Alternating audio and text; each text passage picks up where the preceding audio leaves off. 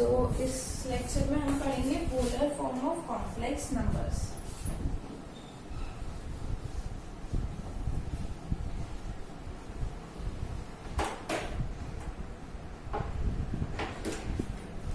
क्या देखेंगे हम लोग, देखो, पोलर फॉर्म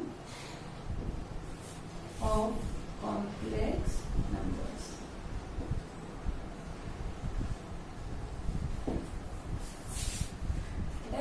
अब देखो, किसी भी कॉम्प्लेक्स नंबर को आर्गेन प्लेन यानी कि 2 डायमेंशनल प्लेन में आपको रिप्रेजेंट करना सिखाया था, यानी z is equals to x plus i y. अगर ये कोई कॉम्प्लेक्स नंबर है तो फिर हम क्या करते हैं, ऐसे आर्गेन प्लेन या 2 डायमेंशनल प्लेन या एक्स वाई प्लेन हम बनाते हैं। ठीक है, यहाँ पे क्या होता है 0। अब suppose x plus i Y ये नंबर मुझे प्लॉट करना है, तो किस हिसाब से करूंगी मैं, देखो x डिस्टेंस देखेंगे हम, जैसे कि अगर ये 2 प्लस 3i है, सो x एक्सिस पे 2 देख लूंगी मैं, y एक्सिस पे 3 देख लेंगे, and then we will see where it comes. So this is 2,3 यानी 2 प्लस 3 है। तो सपोज ये डिस्टेंस x है एंड ये डिस्टेंस y है, तो ये नंबर क्या होगा मेरा x, y, और इसी को क्या कहेंगे हम x plus i Y. Done. ये तो मैंने आपको लास्ट वीडियो में भी बताया था। अब इसकी मदद से हम लोग देखेंगे कि polar form of a complex number क्या होता है। ठीक है, तो देखो, this is what are complex number z। अब z पोलर फॉर्म मतलब जहां थीटा इन्वॉल्व होता है, जैसे कि z को मैं x प्लस आई वाई के फॉर्म में लिख रही हूँ, यहाँ कहीं थीटा इन्वॉल्व नहीं है, राइट। तो उसी तरीके से z को हम लिख सकते हैं पोलर फॉर्म में, और उसको कैसे लिखेंगे वो हम सीखेंगे। तो देखो, यहाँ तक कोई प्रॉब्लम नहीं होगी। ठीक है, अब यहाँ से हम एक लाइन ड्रॉ कर देती हूँ और यहाँ से हम एक लाइन। ठीक है, अब मैंने मॉड्यूलस ऑफ कॉम्प्लेक्स नंबर आपको बताया है कि modulus of a complex number क्या होता है। r कैसे निकालते हैं, mod of z is equals to, if z is x plus i y, then mod of z is x square plus y square, बताया था। तो r is equals to under root of x square plus y square हो जाता है। Then अब देखो, ये clear है, this is the value of modulus of z, this I already no. अब यहाँ पे अगर आप नोटिस करोगे तो एक राइट एंगल ट्राइंगल बन रहा है, करेक्ट, एक राइट एंगल ट्राइंगल बन रहा है यहाँ पे। So now what you do, if this is a right angle triangle, तो अगर सपोज मैं इसको नाम दे देती हूँ a, this is b and this is c। सो यहाँ पे जो AB है वो क्या है, हाइपोटेनियस है ना, 90 डिग्री के अपोजिट में। सो हाइपोटेनियस, सो राइट एंगल ट्राइंगल में पाइथागोरस थ्योरम मुझे पता है। व्हाट इज पाइथागोरस थ्योरम, इसके हिसाब से AB square is equals to one side square plus the other side square, that means AC square plus BC square. This is Pythagoras theorem.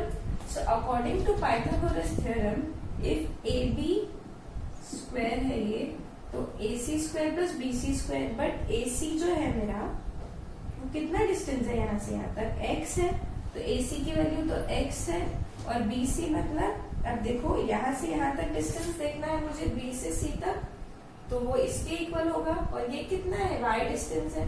So this distance should be what, y, so this will be what, y square. So AB की value क्या मिलेगी, distance AB would be what, under root of x square plus y square, but this is nothing but modulus of r, क्योंकि modulus of r क्या मिल रहा है, x square plus y square. Means if z is a complex number of the form x plus i y and I plot this complex number in the 2-dimensional plane or in the argand plane, तो मुझे इस type से कुछ मिलेगा। यहाँ पे एक right angle triangle मिलता है, यहाँ से मैं पाइथागोरस थ्योरम यूज कर सकती हूँ, and from the Pythagoras theorem मैंने ऑब्जर्व किया कि ये जो a और ये जो डिस्टेंस है ना AB, यानी कि यहाँ से लेके यहाँ तक का जो डिस्टेंस है, this is nothing but under root of x square plus y square.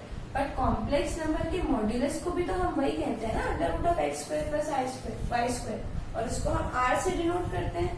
तो ये डिस्टेंस कितना हो जाएगा, r। तो ठीक है, ये डिस्टेंस कितना हो गया r, that is equal to what, under root of x square plus y square.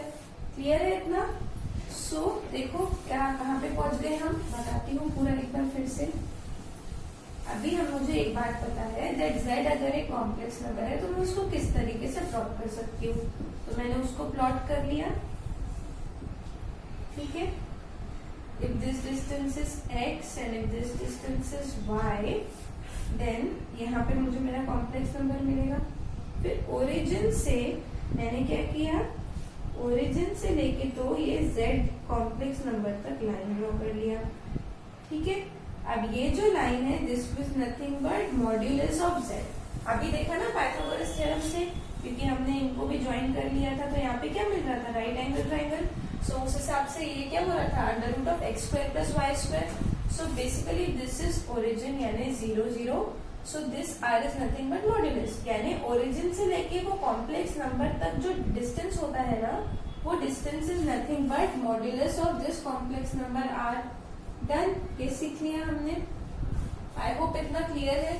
सो यहाँ से r की वैल्यू आ गई। अब ये कुछ एंगल देगा हमको थीटा, राइट, ये एंगल भी हमें फाइंड करना है। ठीक है, एक तो r मैंने फाइंड कर लिया। What is r? r is the distance from origin to that complex number, right. कैसा है ना, ये z पता होने के लिए, मतलब सपोज अगर कोई कॉम्प्लेक्स नंबर है उसको तुम 2 डायमेंशनल प्लेन में प्लॉट करते हो, जैसे कि you are saying that this is the complex number. So how do we know कि हम इसी कॉम्प्लेक्स नंबर की बात कर रहे हैं? दो बातें, मतलब 2 डिफरेंट स्कूल ऑफ थॉट्स हैं। पहला क्या होना चाहिए, एक तो x प्लस आई वाई इस तरीके से पता होना चाहिए, यानी you should know what the x coordinate is and what the y coordinate is. अगर तुम्हें पता है कि x coordinate, suppose if you know that a complex number, मतलब तुम्हें पता है कि 2 प्लस 3i ये टाइप का कॉम्प्लेक्स नंबर है, तो तुम 2 और 3 लेके प्लॉट कर दोगे। बट और एक तरीके से प्लॉट करना पॉसिबल है ना। 2 बातें हैं, एक तो तुम देख लो कि ओरिजिन से वो कॉम्प्लेक्स नंबर का डिस्टेंस कितना है, यानी कि अगर मैं बता रही हूँ कि ओरिजिन टू z यानी that complex number the distance is suppose 4, तुम क्या करोगे, एक तो ये पता होना चाहिए और दूसरा थीटा पता होना चाहिए। थीटा मतलब is an angle from the positive side of the x axis, यहाँ से वो एंगल नोट करते हैं हम लोग। अगर तुमको पता है कि ओरिजिन से लेके तो कितना डिस्टेंस है उस कॉम्प्लेक्स नंबर तक का, बट सिर्फ डिस्टेंस पता होने से हो जाएगा क्या? अगर तुम कहोगे कि 4 यूनिट्स इतना है सपोज, तो यहाँ से यहाँ तक 4 इधर आ सकता है, बट 4 तो यहाँ पे भी आ सकता है ना। तो हाउ डू यू नो कि कॉम्प्लेक्स नंबर इधर है या इधर है? तो वो कैसे पता पड़ता है कि एंगल कितना है, यानी यहाँ तक जाना है कि यहाँ तक जाना है। तुमने यूनिट्स तो देख लिया कि इसका जो मॉड है, यानी इसका जो डिस्टेंस है ओरिजिन से, वो मुझे पता है कि 4 है। चलो ठीक है, तुम्हें डिस्टेंस पता है, बट तुम्हें ये नहीं पता ना कि यहाँ से लाइन ड्रॉ करूँ कि यहाँ से, राइट। तो for that you should know theta, कि पॉजिटिव एक्स एक्सिस से कितने एंगल पे वो कॉम्प्लेक्स नंबर जा रहा है। जैसे कि यहाँ का यहाँ तक मुझे डिस्टेंस पता है z है, बट r है, बट वो इधर भी तो r होगा, इधर भी r होगा, बट क्योंकि मुझे पता है कि इस थीटा के लिए यहाँ पे प्लेस होगा, इसीलिए थीटा का जानना भी बहुत जरूरी होता है। जैसे कि अगर मैंने बोल दिया कि 30 डिग्री पे 4 यूनिट्स, तो तुम यहाँ से यहाँ तक 30 डिग्री 4 यूनिट्स का बना लो।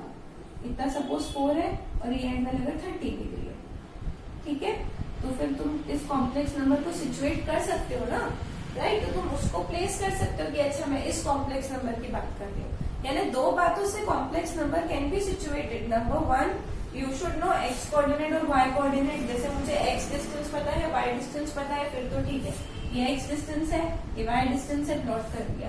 पर पोलर फॉर्म के लिए तुमको क्या चाहिए, एक तो ओरिजिन से वो कॉम्प्लेक्स नंबर का डिस्टेंस चाहिए, क्योंकि ये 4 यूनिट्स है ना, बट डिस्टेंस चेंज तो पोजीशन चेंज हो जाएगी ना नंबर की। अगर डिस्टेंस है सपोज 6, एंगल 30 है, तो पोजीशन यहाँ हो जाएगी ना, क्योंकि इतना डिस्टेंस 6 होगा, फिर तुम्हारा कॉम्प्लेक्स नंबर यहाँ होगा, राइट। तो पोलर फॉर्म के लिए 2 बातें पता होनी चाहिए। पहली कि तुम्हारा ओरिजिन से कितना डिस्टेंस है वो कॉम्प्लेक्स नंबर के पास। नंबर 2, कितने एंगल पे है, 30 एंगल पे है, 90 पे है, 6 मतलब 180 पे है, you should know that also. So thus for a complex like polar form of a complex number, you should know the distance from the origin and number 2 you should know कि वो कितने एंगल पे situated है। तो जो distance है वो कैसे पता पड़ेगा मुझे, under root of x square plus y square. मतलब अब मैं क्या कन्वर्ट कर रही हूँ ना, कि अगर तुम्हें कॉम्प्लेक्स नंबर इस कार्टेशियन फॉर्म में दिया हुआ है, यानी x प्लस आई वाई इस फॉर्म में दिया है, अब इसको यूज करते हुए तुम कॉम्प्लेक्स नंबर का पोलर फॉर्म निकालो। अब इसको यूज करते हुए अगर कॉम्प्लेक्स नंबर का पोलर फॉर्म निकालना है, तो मैंने कहा कि कॉम्प्लेक्स नंबर को सिचुएट कर या लाइक प्लेस करने के लिए या पोजीशन फाइंड करने के लिए यू शुड नो कि ओरिजिन से कितना डिस्टेंस है। मतलब ओरिजिन से डिस्टेंस अभी पाइथागोरस थ्योरम से देखा, उसकी वैल्यू क्या मिल रही है, r, which is under root of x square plus y square, modulus r is done। अब देखो कि हम थीटा कैसे फाइंड करेंगे with the help of x and y। अब मुझे क्या फाइंड करना है, थीटा। r तो मिल गया ना मुझे, राइट। अगर z है, कार्टेशियन फॉर्म है अगर x प्लस आई वाई, तो r is nothing but x square plus y square. अब थीटा की वैल्यू फाइंड करते हैं। अगेन मैं यहाँ पे पाइथागोरस मतलब राइट एंगल ट्रायंगल यू है, इसीलिए एक दो प्रॉपर्टीज मिलेगी मुझे। अब मुझे पता है ना, ट्रिग्नोमेट्री में हमने पढ़ा है cos theta is equals to what, adjacent upon hypotenuse, right. This distance is x, this distance is y। I already know कि ये कितना है, x है और ये कितना है, y है। अब देखो अगर थीटा ये है तो cos थीटा की वैल्यू क्या होगी, adjacent upon hypotenuse, so adjacent value is x and hypotenuse is r, so this will be x by r। Similarly sin theta की वैल्यू क्या मिलती है, opposite upon hypotenuse, opposite upon hypotenuse, so opposite कितना है, ये theta है, इसके opposite में क्या है, y, so y upon r। so क्या पता पड़ गया मुझे, cos theta is x by r and sin theta is y by r।